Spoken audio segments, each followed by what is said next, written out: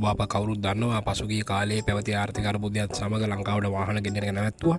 ඉතින් ඒකත් එක්කම ලංකාවේ තිබුණු භාවිතා කරන ලද වාහනවල මිල දෙගුණයකින් ඉහළ ගියා. ඉතින් සාමාන්‍ය ජනතාවට වාහනයක් මිලදී ගැනීමේ හැකියාව ලැබුණේ නැහැ. විශේෂයෙන්ම ට්‍රේරෝද නැත්නම් මෝටර් බයික් පවා දෙගුණ තුන් ගුණයකින් තමයි ඉහළ ගියේ.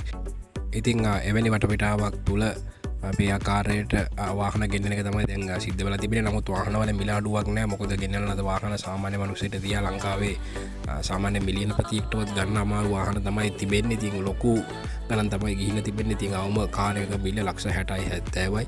ඉතින් ලංකාවේ ඉන්න ජපානයේ ඉන්න ලංකාවේ ව්‍යාපාරිකයන් පිරිසක් මාලිම ආණ්ඩුවෙන් යෝජනාවක් ලබා දීලා තිබෙනවා. ඉතින් අඩු මුදලකට ජපානයේ භාවිතයෙන් ඉවත් කරලද වාහන මෙහට ගෙන්න්න ඉති ධාවනයට සුදුසත්ව තිබෙන වාහන ගෙන්න්න තමයි ඉදිරිපත් වෙලා තිබෙන්නේ. ඉතින් ඔවුන් මාලිම රජයෙන් ඉල්ලීමක් කරලා තිබෙන උන්ට වාහන හින් නැවගත කරන්න පුළුවන්. ඉතා අඩු මුදලකට ලංකාවේ මුදල් ලක්ෂ 15වත් 25 අතර මුදලකට එම වාහන නැවගත කරන්න පුළුවන් කියලා තමයි කියලා තිබෙන්නේ.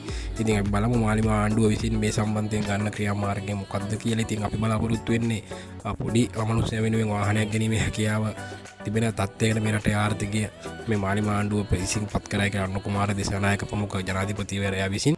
ඉතින් අපි බලංගමු ඉදිරියට මේකෙන් කුමක් වෙයිද, අපිට අඩු මුදලකට වාහනයක් ගන්න පුළුවන් වෙයිද කියලා. ඉතින් ඕගොල්ලන්ටත් මේ ගැන හිතන අදහස් පහලින් කමෙන්ට් එකකින් දක්වාගෙන යන්න.